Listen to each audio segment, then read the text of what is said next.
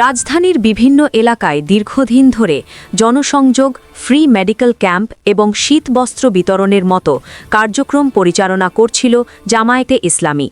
তবে ত্রয়োদশ জাতীয় সংসদ নির্বাচন ও গণভোটের তফসিল ঘোষণা হওয়ার পর দলটি তার পূর্ব নির্ধারিত সকল কর্মসূচি স্থগিত ঘোষণা করেছে।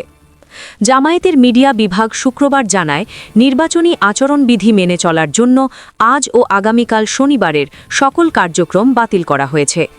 এর আগে প্রধান নির্বাচন কমিশনার নির্বাচনের তফসিল ঘোষণা করেন, যা অনুসারে ভোটের প্রচার শুরু করার ক্ষেত্রে নির্বাচনী আচরণবিধির কঠোর সময়সীমা রয়েছে।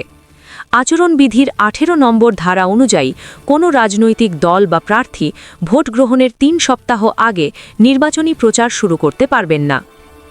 জামায়াতের পূর্ব নির্ধারিত কর্মসূচির মধ্যে ছিল সকাল 8:30টায় কাফরুলের মণিপুর উচ্চ বিদ্যালয়ে ফ্রি মেডিকেল ক্যাম্প, 9:30টায় মিরপুর 1 নম্বর ঈদগাহ মাঠে ঢাকা 14 আসনের গণসমাবেশ এবং বেলা 2:30টায় বকশীবাজার আলিয়া মাদ্রাসা মাঠে ঢাকা 7 আসনের জনসভা। এছাড়াও মধুবাগ মাঠে ঢাকা 12 আসনের গণসমাবেশে এবং শ্যামলী স্কোয়ার থেকে ঢাকা 13 আসনের গণমিছিলে কেন্দ্রীয় নেতাদের অংশগ্রহণের পরিকল্পনা ছিল, কিন্তু তফসিল ঘোষণার পর এই সব কর্মসূচি বাতিল করা হয়েছে। জামায়াতের প্রচার ও মিডিয়া বিভাগের প্রধান এহসানুল মাহবুব জুবায়ের বলেন, আমাদের সকল কর্মসূচি পূর্ব নির্ধারিত ছিল, তবে তফসিল ঘোষণার পর আজ এবং আগামীকাল সকল কার্যক্রম স্থগিত করা হয়েছে। নির্বাচন কমিশনের সঙ্গে পরামর্শের ভিত্তিতে পরবর্তী সিদ্ধান্ত নেওয়া হবে।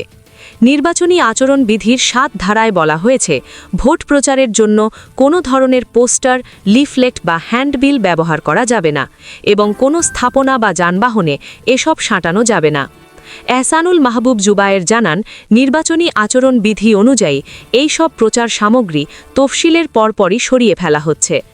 নির্বাচন কমিশন কিছু বলার আগেই জামায়াতের নিজস্ব উদ্যোগে এগুলো সরানো হচ্ছে।